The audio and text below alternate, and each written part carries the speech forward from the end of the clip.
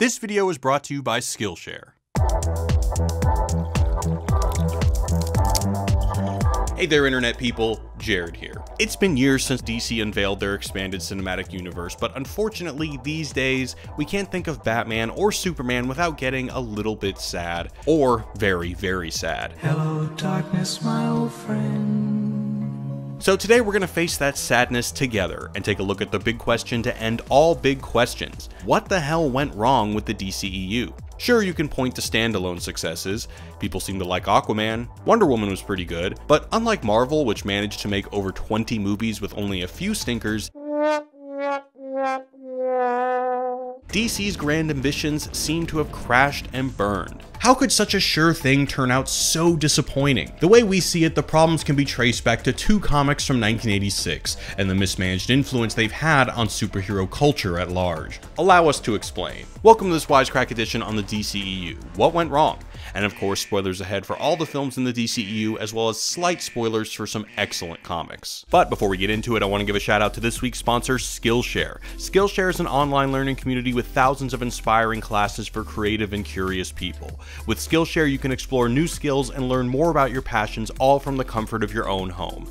Right now, the world can seem very hectic, but channeling your energy into doing something productive like learning a new skill can be a great way to relieve stress. One class I recommend is Everyday Minimalism, Find Calm and Creativity in Simple Living by Aaron Boyle. It's the perfect class to take in these times when everyone is trying to live simply, cheaply, and find a sense of calm while being productive. Aaron will teach you how to navigate stressful situations and how to make the best with less, not more. Each Skillshare class comes with a discussion board and resources for you to complete projects in tandem with the class. It feels great to focus on something that isn't the news and stay connected with the community of people who will provide support and encouragement. A premium annual membership is less than $10 a month, and right now the first 1,000 Wisecrack fans to click the link in the description can get a 2-month free trial. And now, back to the show. Let's dive in. Now, of course, the DCEU isn't over per se. Parts of it are even getting rebooted with definite articles, such as The Suicide Squad and a highly anticipated The Batman. Still, at a time when superhero franchises are the biggest movies in the world, characters like Cyborg, Flash, and most egregiously, Superman have seemingly disappeared. To be fair, it's not for lack of trying, but there were fundamental issues with their plans from the very beginning. To make sense of those issues, we first need to understand Superman and Batman and what they represent. Two different versions of pure wish fulfillment. Not only in terms of putting on a cape and fighting crime, which would be awesome, but in terms of the way they make us think about human potential. Superman, in all his godlike power, reflects what we wish we could be. He's, by definition, more than human. He is the fantasy of being freed from our physical limitations. Batman, on the other hand, made himself who he is. Through drive, will, persistence, and a sizable inheritance, he pushed himself to the absolute extremes of human capability. In other words, he's what we know we could be if we applied ourselves and maybe had a butler. These two heroes also differ greatly in their psychology. Batman is irrevocably flawed. No matter how hard he tries or how many villains he punches, he'll never get over the tragic death of his parents, and that's led him on a personal crusade against crime. He is constantly engaged in the struggle to do the right thing because, essentially, there's not much separating him from the villains he faces. The key way that he does distinguish himself is in one clear, unbreakable rule. He will not kill, lest he become like the mugger who murdered his parents. Superman, for all his unearthly power, is a rural farm boy at heart.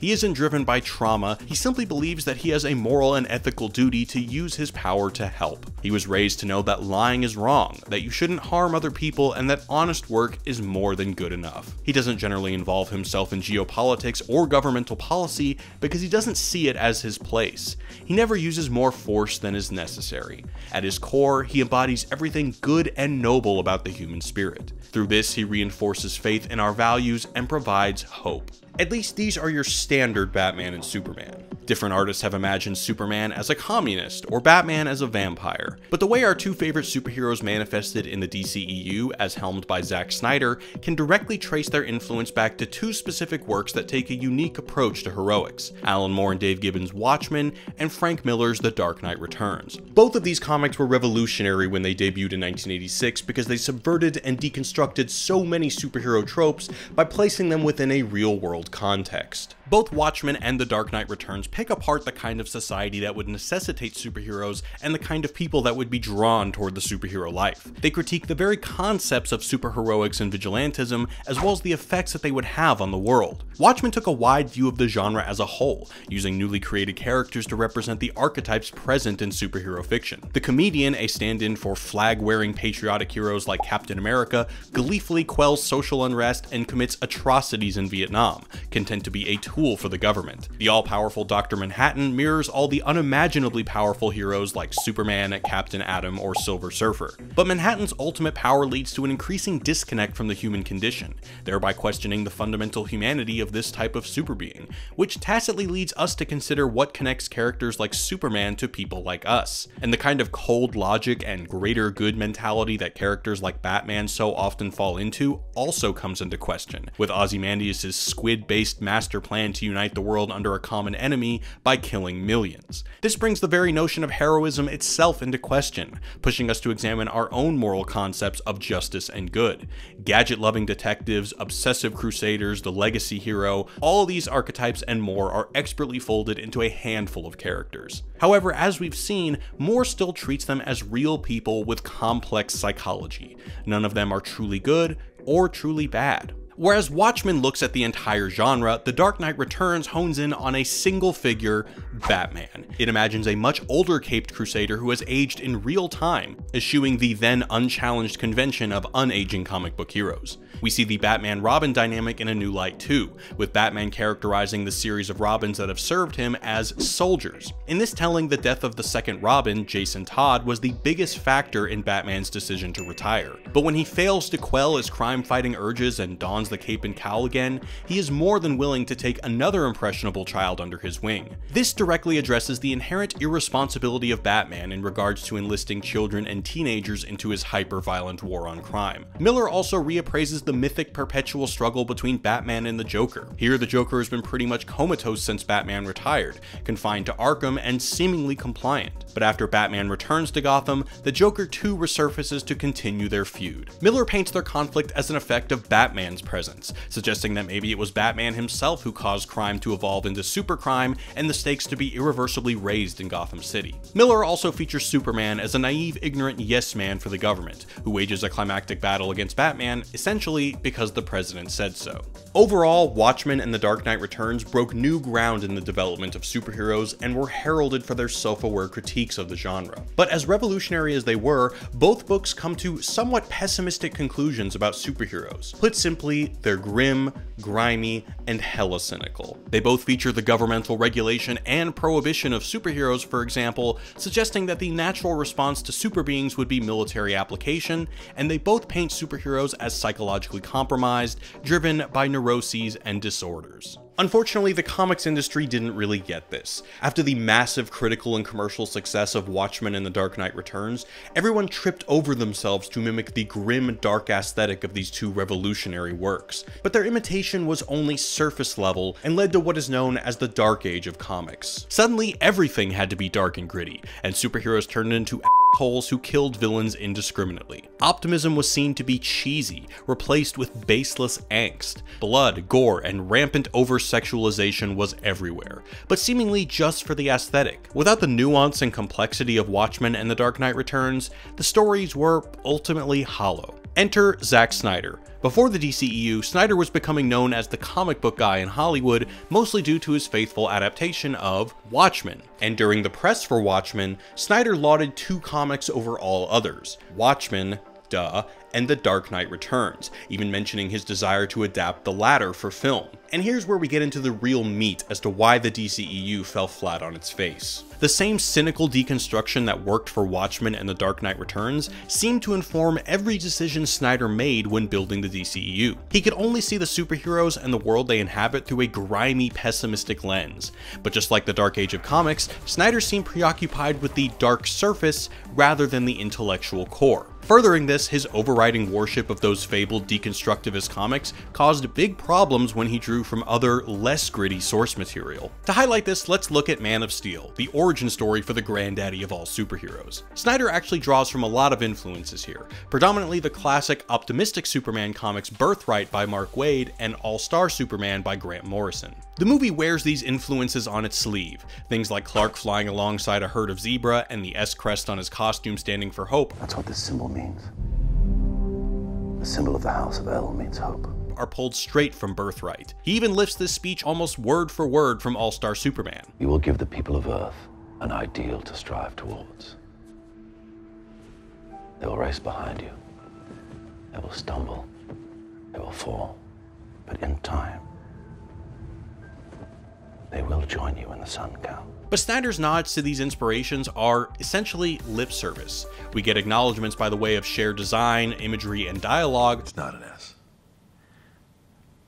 On my world, it means hope. But Snyder seemingly can't reconcile their hopeful, uplifting themes with his own cynicism. We know this because, whenever possible, Man of Steel takes the dark and gritty option. We covered this in our What Went Wrong for Man of Steel, but between the rampant collateral damage and Superman actively murdering Zod at the climax, Man of Steel doesn't look kindly upon the Big Blue Boy Scout. The creative team has explained that the intention was to have him eventually grow into the morally grounded Superman we know and love. But here's the problem. Snyder introduces the character already subverted, his angst and general hand-wringing placing him closer to a reluctant hero instead of the paragon of truth, justice, and hope. But Superman is arguably the archetypal superhero. You can't introduce a definitive archetype and deconstruct that archetype simultaneously. Otherwise, you're not introducing Superman, you're introducing Big Flying Dude. The proto-Superman that we see in Man of Steel is ultimately so far from the Superman that we recognize that he's a different character entirely. Snyder gave us even more insight into this choice in an interview,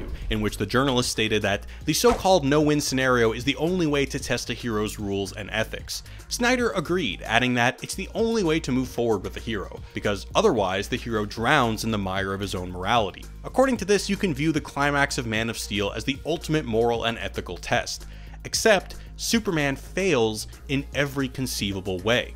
Literally, the first metahuman Superman has to deal with causes him to lose all focus, allowing Metropolis to be leveled, countless people to die, and Superman becomes a murderer. Snyder's Superman doesn't even register that he could do anything else other than snap some necks.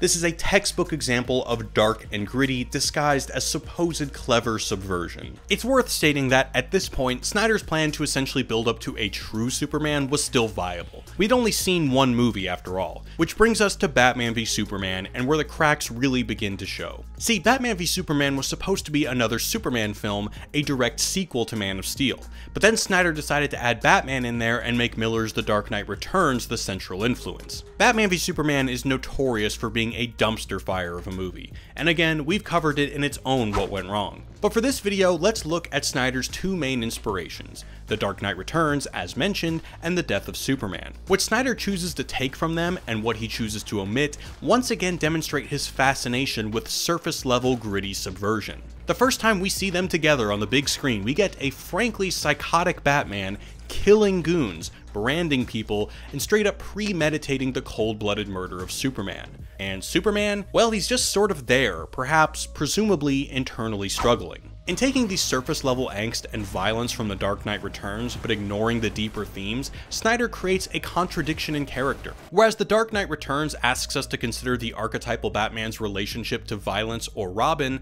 Snyder simply wants us to consider how cool it is that Batman brands people. Or, put another way, The Dark Knight Returns is in conversation with and criticizes the established Batman mythos. Batman v Superman, on the other hand, is talking to itself, and it's mostly saying grit is good. The same issues apply to Snyder's use of the death of Superman, which ironically could have helped Snyder build up his wholesome version of the Man of Steel. Released in the midst of the dark age of comics, the death of Superman sees Superman die at the hands of Doomsday. 4 separate heroes, Superboy, Steel, Eradicator, and Cyborg Superman, try to fill the hole that his death has left in Metropolis to varying degrees of success. But when a bigger threat in the form of Mongol, aided by none other than Cyborg Superman, appears to wreak havoc, Superman returns from the dead, proving to be the only one who can stop them and be worthy of the title of Superman. Thematically, the whole story revolves around the notion that a dark and gritty Superman isn't Superman at all. The methods of the 4 replacement Supermen actually reflect the edgy, grim heroes of the 90s. However, the only thing Snyder takes away from this is Superman plus death. Rather than seeing how Superman's death could fulfill his arc of redeeming him,